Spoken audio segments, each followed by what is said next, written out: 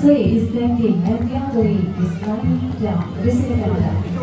Memandangkan visitor gajah yang tidak besar untuk baring, dia tak terus baring, dia duduk dulu. Setelah itu, barulah gajah angkat terbang badannya. So this is how I memandang Rosli.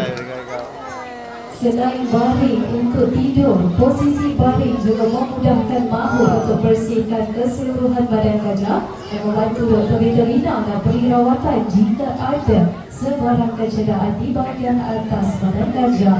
For the conservation activity, when an elephant lying down allow us to manage the elephant better and safer with regards to the daily cleaning and medical care by our team of vet doctors.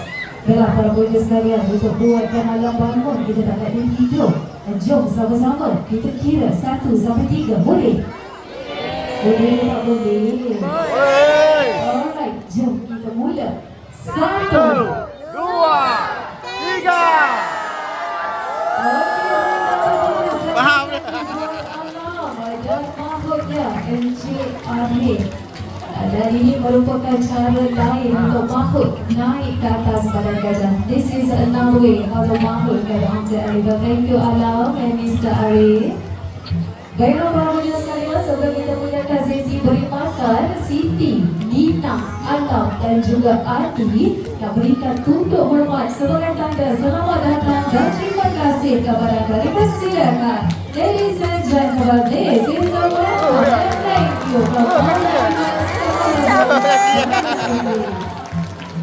Ada-ada kita akan bawa turun dari pentas untuk merapati anda bagi sesi beri makan. Tebu percuma tetapi terhad kita sediakan dalam bati berwarna biru. Boleh ambil dan boleh beri gajah makan. Dipersilakan. All of these are for the